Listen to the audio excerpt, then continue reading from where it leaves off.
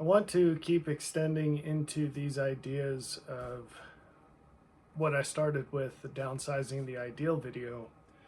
It's interesting the order in which I made these videos and the distance apart and all the events in my life interacting with other people. It's all very relevant to formulating these ideas and parsing them out. And if we had a room full of 100 people that I knew very well, I could take that group and subdivide them and say, you 2 people over here, you 15 over here, you 20 over here, the rest of you stay where you are, and present to them a more specific set of counsel, advice, whatever, instruction.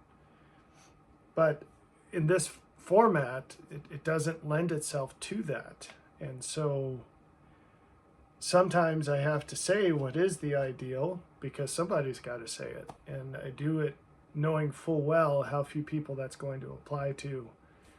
And with this where to move video, which I believe will be next in order that you see it, it's just sort of straight to the point. Here's the most concentrated bucket of information about this I can give to you, and essentially what you can come up with with that information. What's the optimal answer? What's the solution to the equation? But what that doesn't do is it doesn't apply the constraints that might be particular to your situation. And that's where downsizing the ideal comes in. And this shouldn't be a surprise, and it applies to so much more than moving. In fact, moving is not an end, it's a means to an end. And one of the benefits is that it teaches you so much about everything else. But we can look at other facets of life, like dating, for example. If you were in that market and you were thinking about the ideal person to marry, you can and should go through that list and say, what does this look like? And then you can and should make a list of what that person would expect, right? This is funny because, in particular, modern women do not do this. They make a list of Mr. Right and then just suppose that he's not allowed to have standards. So to complete the process, you need to look at it in the other direction and say, what would that person expect in an ideal candidate for marriage? And then you have something to aim for if there are things that you can change. And if they aren't things that you can change, you have places where you need to subtract off of the list of the ideal for you because you don't have what it takes to get the ideal. So as I contemplate how people are going to react to this where to move video, I know that when we get to the punchline, an awful lot of people are just going to fall into a pit of despair, never to leave again. And that really shouldn't be the case at this point.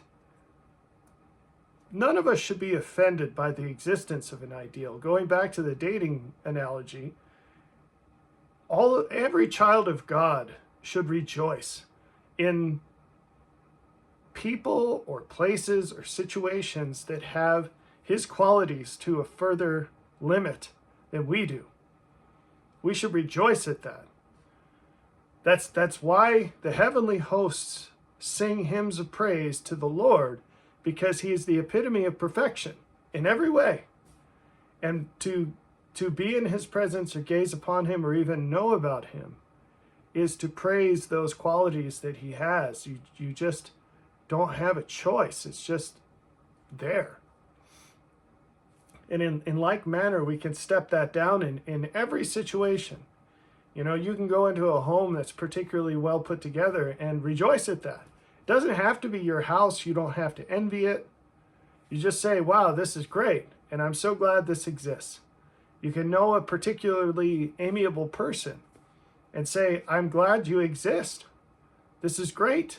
A beautiful person, an intelligent person, a diligent person, a creative person, a reliable person, a trustworthy person. And we could go on and on. You get the point. You could go into a well-manicured landscape and say, wow, this is a well-manicured landscape. So when we talk about where to move, The issue is that someone has to proclaim the ideal. And we also need to help people that can't get there or won't get there. And that's actually really important. Or who wouldn't appreciate it, which all of those things are much more related than you might realize. You see, the price you're willing to pay for something, it depends on the value that you perceive in the thing. If you think that something is worth any price, that you have a pearl of great price on your hands, you're not going to set limits in what you're willing to pay for it.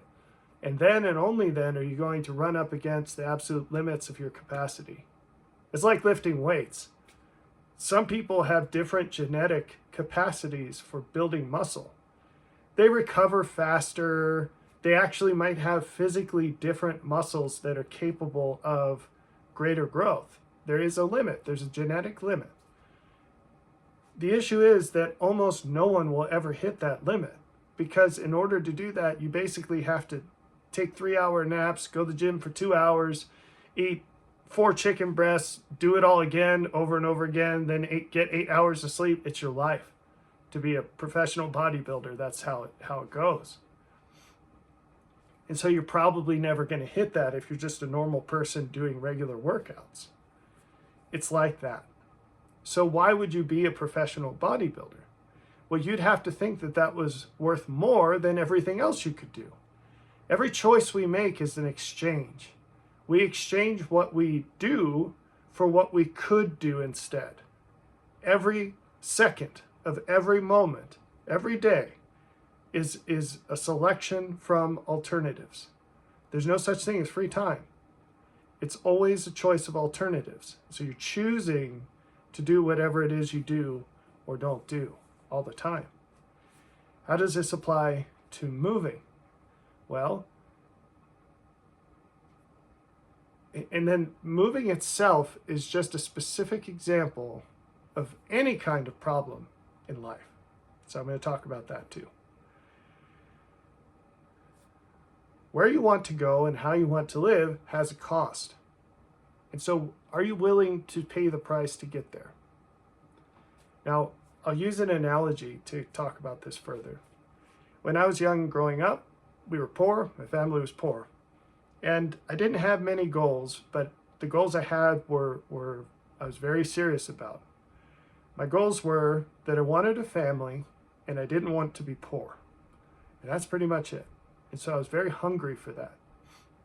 So I looked at the options I was aware of, and I didn't have mentors. I didn't have a ton of resources to know much about what my options were.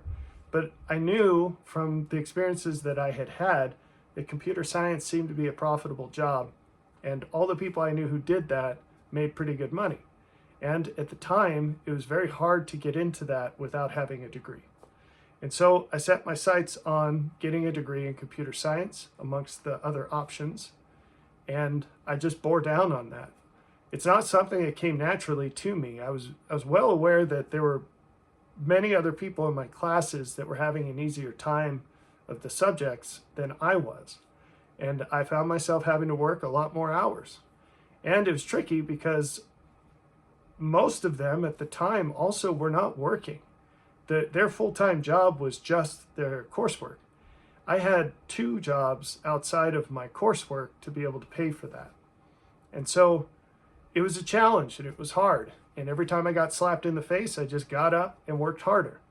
And I kind of became a machine to get it done, because for my limitations, that's what it required. So I was able to meet my goal, and it worked out the way I had hoped it would, at least at the time. And everything was hunky-dory. Now, how does this apply to moving? Well, you don't know the full cost. You can only know the cost so well.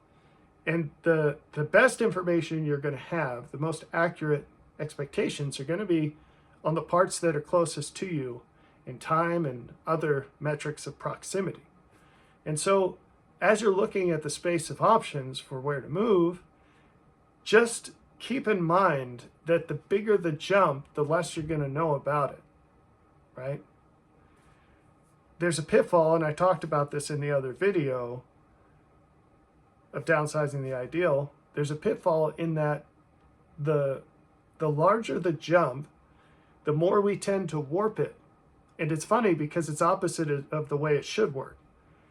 The larger the jump, the further what we seek is from where we are, the more we should be expecting that our estimations of what it's going to be like will be wrong. The less confidence we should have in our expectations. Unfortunately, we don't do that. Human nature is to assume greater confidence in the things that are furthest from us. And the reason we do this is because we know we can get away with it. If something was right in your face, if you were staring at the sun, you'd have to be a very dishonest person to say it's not shining. But if you're talking about the star of some distant planet, you can say it's blue, it's pink, it's whatever, who cares? Because you don't know and you can just make it up. Now, what you should do is say, I really don't know. I think that there's a planet out there with a star. It's about all I can say. I hope it's this way, but I don't really have a reason to believe it. We don't do that, right? We don't do that. Going back to dating, it's the same thing, right? People say, oh, this ideal person is out there, whatever, whatever. Well, how similar to that ideal person are the people who are attracted to you now? You say, well, there aren't people who are attracted to me. Well, that's a big problem, buddy. What reason do you have to believe? Do you see what I'm saying? Or you say, well, there are people who are attracted to me, and I think that they're disgusting. Okay, well, maybe that's where you are as a person, right? Because you might have this lofty idea about how you are, but where's the evidence? Look right around you and use that to shape your confidence and expectations of what's not right around you. See? Okay. So, getting back to moving on this, what I'm not going to say, or spend time on rather, in the Where to Move video is the things that are subordinate to the ideal.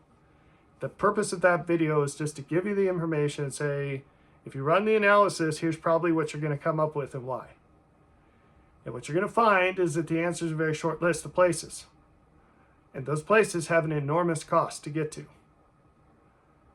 And odds are that even if you could make it work, you'd be very unhappy there. Okay? So don't look at that and say, oh, I'm so depressed because I thought that we had this huge bucket of options and it turns out that it's like 3 things. And they're all really expensive and I'm not interested in any of the 3. Or I am interested, but there's no way I could afford it. There's no way I could convince my family, etc., etc., etc. Here's the thing. Stop seeing life as one-step solutions. Almost nothing that's important in life is a single-step solution. We keep falling back to the dating analogy because it's good. It's a common language. People get it. Did you just go on one date? Maybe you did. So maybe that's not even the best analogy, but most people don't.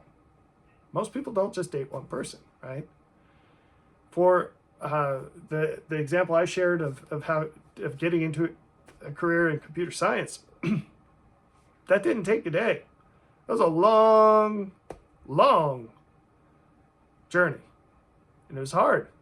There are challenges every day. There are challenges that were unique to the school year or the semester. There were challenges that were unique to the week. So there's no reason to throw all that out, to throw out our common experiences and just assume that this thing that's super duper important is going to be so much easier than everything else. Why would that be the case? That's a very dumb assumption. I've said before, you're probably going to move multiple times. Now in the downsizing the ideal video that hopefully you've watched, if you haven't, I recommend it. This is ordered. Watch that first, this second, where to move third. In that video, I talked a lot about arrangements that might be closer to where you are that you'll have to go through before or if you get to what comes after that. What I don't talk about in that video or where to move are places you might go. So that's what I want to take a minute talking about here. And this ties really well with where I wanted to go with hierarchical problems. You don't know much about the things that are far off. How do you learn more about them? through the things that are right in front of your face. Okay? Proximate problems yield greater information about subsequent problems. It's all sequential. And what you can't do is address higher order problems from a lower order stance. And how do you go up? You address the things that are right before you. Now with moving, you have to look at your situation as an individual, if you're in a family, whatever the case may be, and you have to say what problems are here that I'm imagining are just magically going to go away if I hop up to another level of existence by moving, in this case, whatever it might be. There's probably a whole basket of those. And you think, well, you know, my kids are lazy bums. If we move on to a farm, they won't be lazy bums anymore. My wife's a stick in the mud. She makes my life a living hell because she resists all these good ideas I have. If we move to a rural area, that'll all just go away. You can reverse that with the male and female thing, and maybe that's the situation. Maybe your husband's a lazy bum. Maybe he's not interested in growth. And you go on and on and on and on. My kids just play video games all the time. If we just moved to a rural area, that would go away. Here's a principle that's enormously important. I'm going to tell it to you in a general form, and then I'll show you how it applies here. You have to obtain and live the law before you inherit the land. I didn't stop being a lazy bum while I was in my degree program for computer science. I stopped being a lazy bum way back. I don't know that I was ever a lazy bum, but I learned to work harder and harder in the situations I was in because it built me up to the point where I was ready for the next challenge. You don't go into the next challenge before you've solved the problems that are before you. You have to resolve those things because the next thing you face, A, you don't know what it is, B, you don't know what to expect, but C, you can pretty much guarantee it's going to be harder than whatever you faced before because that's the way life works. If your kids are bums, what can you do right now, where you are right now, to fix that? If you have issues with your spouse, what can you do right now to fix that? This is good news, right? On the one hand, I'm pulling the rug out from under you because I'm telling you the truth that the subsequent problems you face will be worse than the ones you're struggling with right now. But on the other hand, I'm giving you very good news because I'm telling you, all those things that are kicking your butt right now, they're actually solvable right now. Right now, you can fix those things, and you never have to worry about them again. That's good news, right? It's good news. So if you take people, and that person could be you, or if you're in a family, it could also be other people. If you take people and you put them into a harder situation and they're already failing, they're going to fail. Even worse. You don't take a kid who's failing 5th grade and put them in 6th grade, let alone in college, right? It's a very dumb thing to do. It is exactly what our present public school system does with No Child Left Behind, but I digress. So how does all this apply to moving to places that are less than the ideal? If there are constraints in place in your situation, you say like, look, I only make X dollars a year. I could only afford to move to these random places. I have a video, whether it's out yet or not, when you see this, I don't know, but where we explore what can you do when you take away one of the constraints, which is preparing for nuclear war. If you take that out, all of a sudden, West Virginia starts looking very appealing. There might be other places, right? I didn't look at every single house on Zillow across the country. The point is, you might have economic constraints that are totally addressable, and you could still get tons of other benefits. And maybe that's actually a way better fit for you. And you say, yeah, but then if the nukes drop, I'm going to die. This is one of those needle properties, like a needle on a gauge. You can be on either side of where you need to be. Some people need a kick in the pants because they say, yeah, well, that's way far away, or it's never going to happen, or whatever. Magic will protect me, whatever. Maybe. And they need a kick in the pants to say, look, this is a serious threat, and maybe it won't happen next year, or in 5 years, or in 10 years, but maybe it will. And if it did, would you wish you had listened and done something different? Because honestly, at the end of the day, the relative cost between these two things is not that huge. But the outcomes are enormous. And even if it never happens, if you live in a place that is less likely to have that as a problem, it's probably a much better place in a bunch of other ways too. What about the other side of the needle? Well, that's like people I was just talking about who say, if I can't buy a 5,000 acre forested place with a fortress of a bunker in it, I may as well just throw up my hands and die. No, there are tons of less than the ideals that are wonderful options for you. And at the end of the day, see, on the other side of the needle, we're saying, those people are saying, oh, I'm never going to die. These people are going to say, well, no matter what I do, I'll die. To the people that need the kick in the pants, it's yes, you absolutely could, and you'll wish you had acted differently. To those people on the other side of the needle, it's death is not the end. A. B. Who knows how long you have until then? You know, we know someone very closely who just yesterday found out that her cancer came back, and she's a goner, okay? She doesn't have much time. Come to find out, how are you dealing with this? She has a wonderful attitude. She's not old, but she has lived a full life, and she's fine with it. As fine as you can be. It's extremely admirable, right? Just because you're going to die one day doesn't mean you give up now. If you're still kicking, every day is a precious gift. Make the most of it. So, when you're looking at places, look at those maps that I'm going to show you and whatever other things you can think of. And if you find them helpful, put them in the comments so other people can benefit from it too.